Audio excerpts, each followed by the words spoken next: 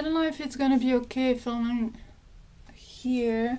I hope so. It's just that my room is a mess right now. I mean, a mess. Not a mess, but I'm actually washing all my bed sheets, so yeah.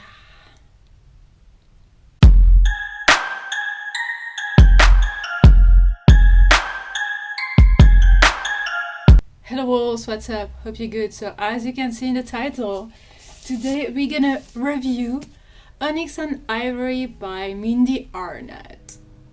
I know, I read it a long time ago. I wrote down my review but never filmed it. I don't know why, I'm guilty, sorry. So I will do that now.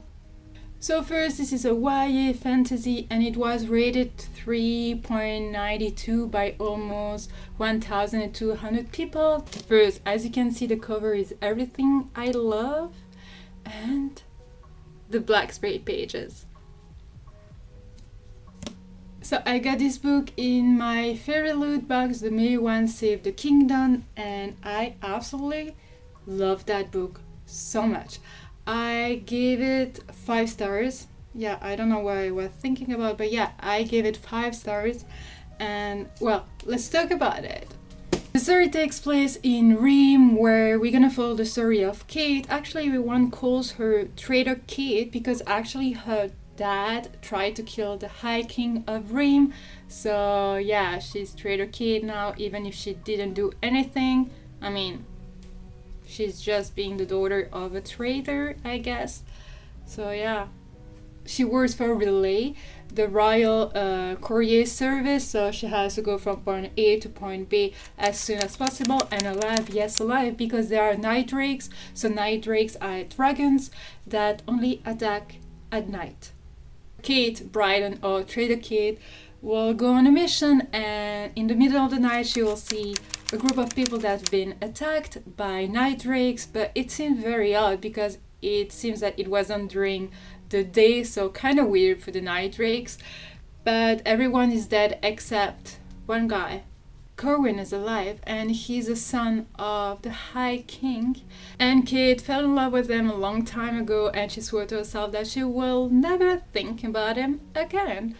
But now she saved him and they're gonna go on a mission because the night drakes have been attacking during the day, so they're actually gonna change the name into day drakes, obviously. Yeah, so they're going on an adventure with a lot of different friends. Kate has amazing friends, but that's the end of the plot. What I loved so much about this book is the world building. It was so detailed, and I really believe that it's the most important thing in a fantasy book or sci-fi, whatever, is like when the world building and the writing give you the opportunity to imagine everything and to picture everything. It just, for me, that's a huge deal. I found the book very atmospheric, if I can say. I was like immersed in the story. Along the story, it was like super tense, not as much as in a thriller or not in the same way, but it was definitely tense from the beginning till the end. You could really feel the weight of the secrets, of the conspiracy, of the politics, of the quest that they will have to go on, etc. So it was super, super interesting, and the world building was amazing, and I loved the writing so much. For me, it was really a magical dream, and you're gonna ask me, yeah, but what was magical about it? Well, some people were able of magic, and Kate was actually a wilder, so it means that she was capable of magic, but it was actually illegal.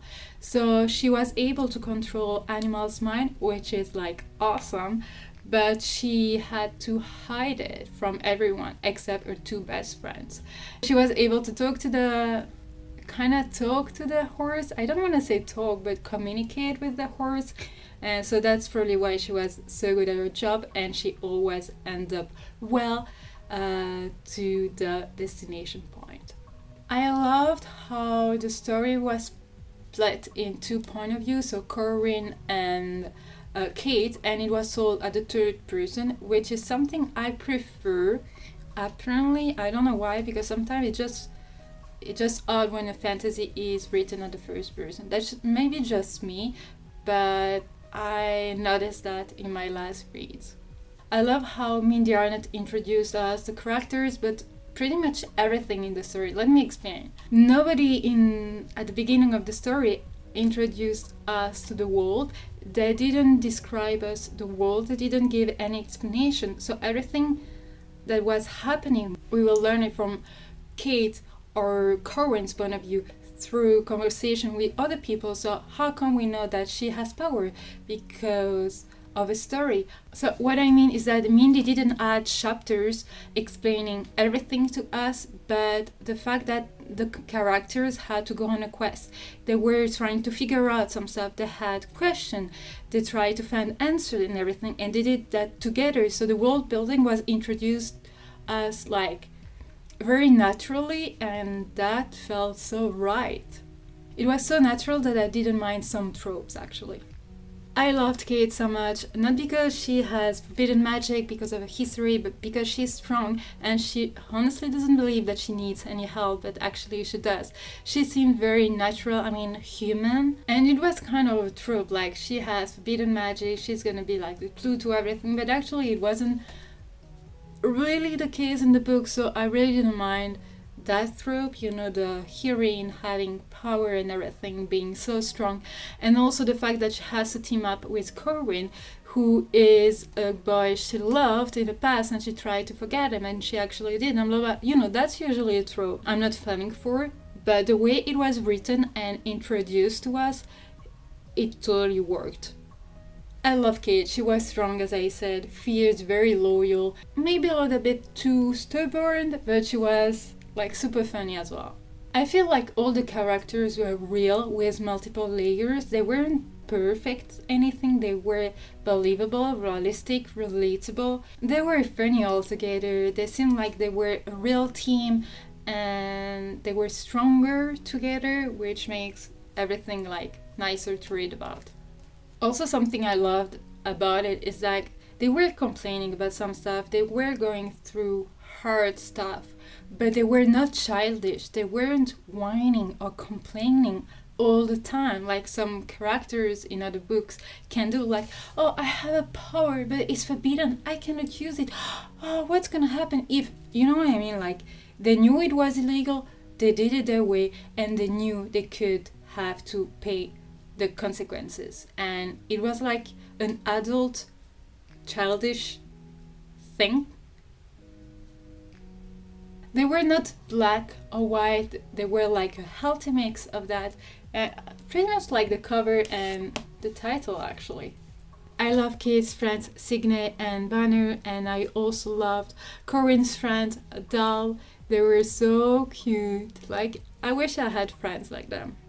And let's talk about Corinne just a little bit. So he's a prince, he's the son of the High King, but he made me think of the prince in To Kill a Kingdom, because he feels that he doesn't belong to the kingdom, he wants to do his own thing. That's why he left the kingdom for 3 years, and we don't know what he did actually during those 3 years.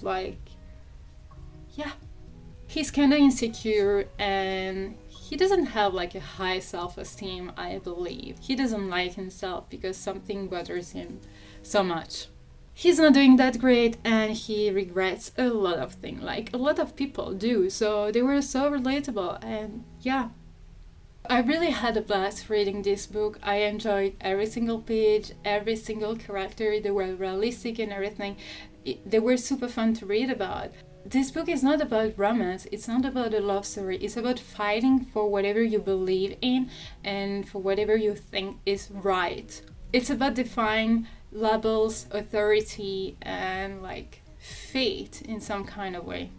The written was fluid and natural. I was definitely impressed by the writing, because if it was done differently, I wouldn't have liked it so much, because some tropes in there were annoying in other books. But in this one, it was just natural. I love them. So this is the first book in the Rhyme Chronicles. The next one is coming out, I don't know, in May 2019. So I really cannot wait for it. And look at the cover. This is an epic scene in the book. You really should read this book actually. Yeah. It was really good. I don't know how to explain that, but it really surprised me. I didn't expect I think I've been telling that for the last books I've read, but I didn't expect it to be as deep as it was. It wasn't a deeper one, it's still a YA, but it was actually super well written, and I love the fact that the world building was introduced to us through the characters and not some explanation in some chapters. So some parts were slower, some parts were faster, so I don't want to say it was a fast-paced book, it was an in-between kind of book. I really enjoyed it, it's really readable, enjoyable, it was fun, the characters were fun. Yeah, I really loved it. It was easy to read and everything, and look at the book is just gorgeous on the cover. Seriously, if you want to understand the cover, you should read that book. Yeah. So that's it for the review of this book. I hope you enjoyed the review. Let me know if you read the book. Let me know if you enjoyed the review. Give it a thumbs up if it's the case. Don't forget to subscribe. Thank you for watching and take care. See you soon. Bye.